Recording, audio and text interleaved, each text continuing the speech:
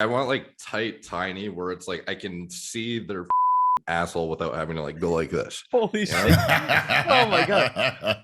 We have opposite. That's so funny.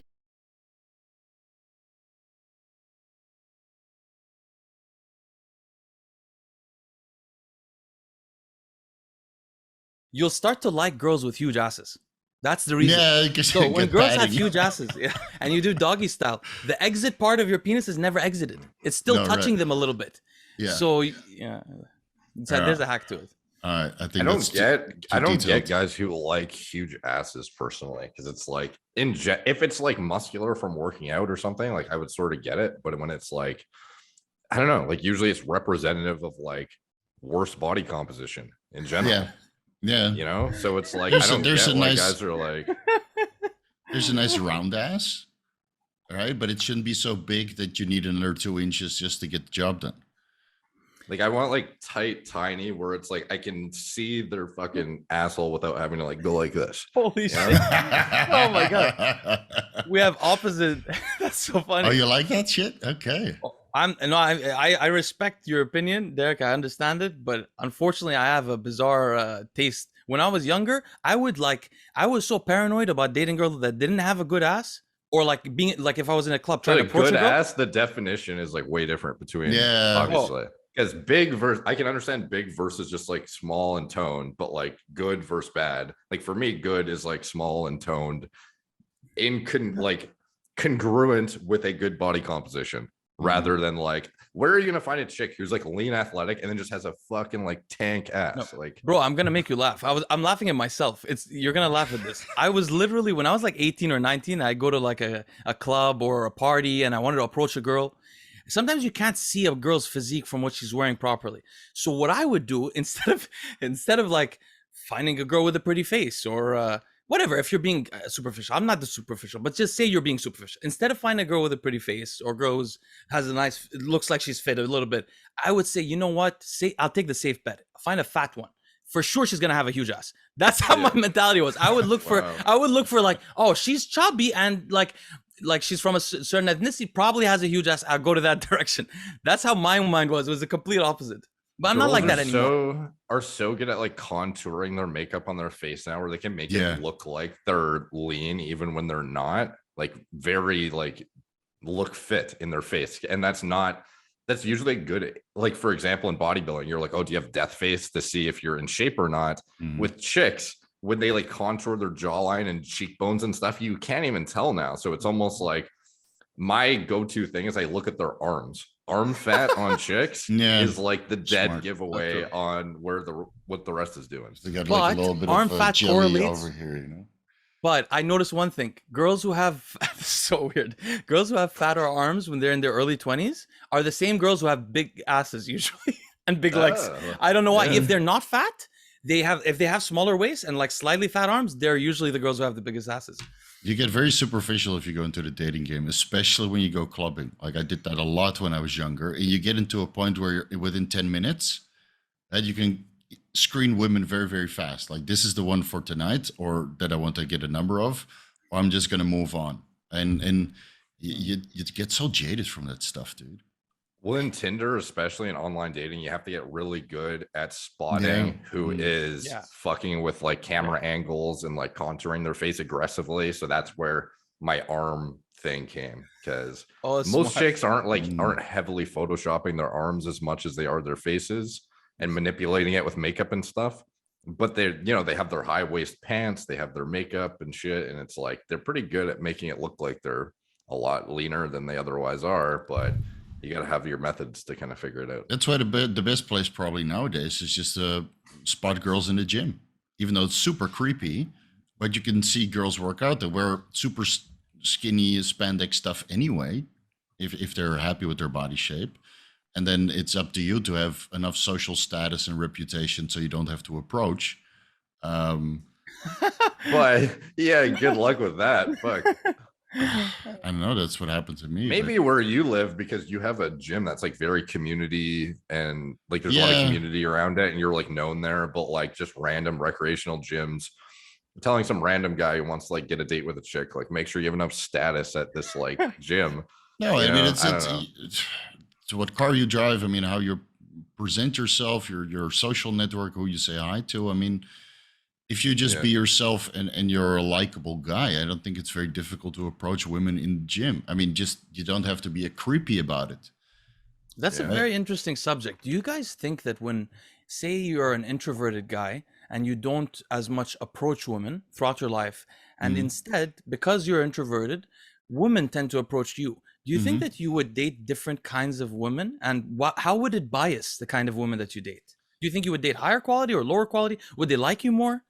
I think you would date lower quality because you would have such a limited amount of options, because you would almost never get approached, at least the majority of men wouldn't, that you'd end up, you know, settling for whatever the fuck you get.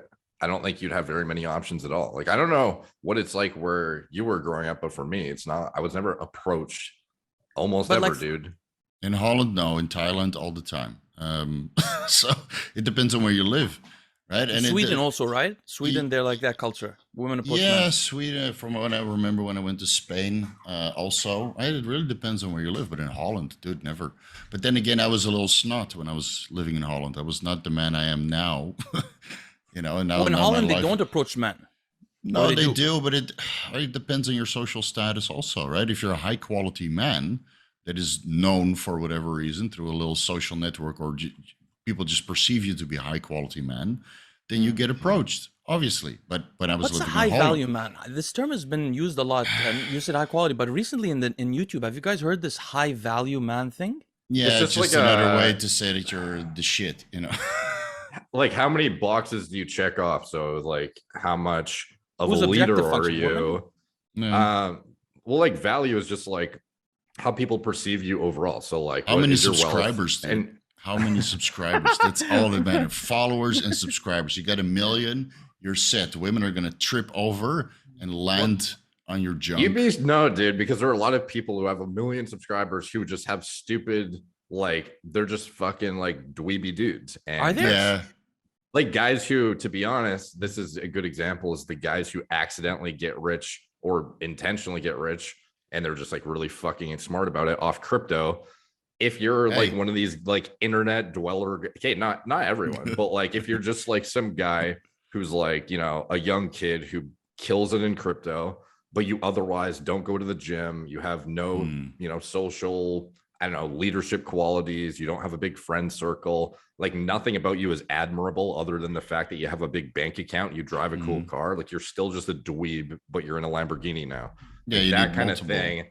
You're not going to get very good women. And even when you do, none of them actually want to be with you. So there's like a huge disparity in the high value thing. Wealth is like so overemphasized how important it is. Like, I agree. I did very fucking well when I with no money, none of this stuff. Like with $100 in my bank account, as long as you have ambition to they love ambition. Something that is infinitely more important than if you're currently rich, in my opinion. So I think it's like looks, social status, leadership qualities, ability to articulate yourself, social skills, you know, easygoing, you know, some respect from other people and your peers respect you, your network, so they can vouch for you. Self-esteem, self-confidence, stuff like that. Easy to talk to. And of course the finances is a huge bonus because it opens doors later on, so that makes your relationship material. You can create memorable experiences with the financial freedom, which ultimately is like the difference in financial freedom of like $100K a year versus like $1 million a year. Maybe you get like some new toys that you couldn't have got at 100,000, but it's like, is that going to be the needle mover if you got like good, like hot women? No, I don't think so. No, because you can get hot women if you make very little money. I mean, I've done that. You know, when I just got off university and I started working as a consultant, you make like 2,000 euros a month. You know, that's before taxes. But if you have, you know, good skills and you can talk to women, then I would land similar quality women as where I would make a multitude of that.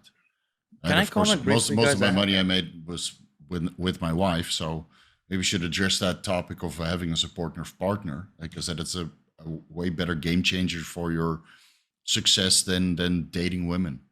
Yeah, I think Derek, you made some actually really deep point there.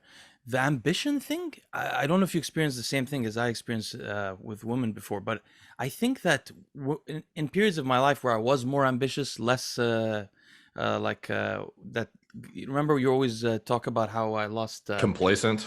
No, not the how the mushrooms and psychedelics affect you, and like you Oh lose yeah, interest yeah, in that stuff and whatever. So when I was not like that and I was very ambitious, even yeah. if I didn't have anything, in fact, I felt like when I didn't have anything, when I was a little bit less, even like in college or whatever, when I was poor, but really ambitious, I saw it. I think this is what it is. I think when someone meets you and they're interested in you and they see that there's a feeling, I think it's an evolutionary psychology thing with the woman. She sees that you're moving somewhere. And also think of it this way. It's sort of like when you apply to colleges. A college, they don't necessarily care how smart you are if it's a professional school. What they want is where you're going to achieve. They want you to climb the mountain, take their flag with you and plant it on the top of the mountain. In a way, sort of, I feel like that's how ambition is an aphrodisiac sometimes, because a person may want to join you for your journey. And that's different than being rich. I think if you're actually rich, you may be a high value male to women, but for different reasons. And this is what I wanted to comment also. I think that, I think you may represent security and you may represent a lifestyle which may not be what you want to represent. For example, there's a lot of research I came across by accident recently that shows that women seem to have specifically two preferences in men. They have two different men that they like depending on the time of the month. In normal days, they, in surveys, when they show them different pictures of men or descriptions of men, this is consistently shown over decades. Women will often pick a man who is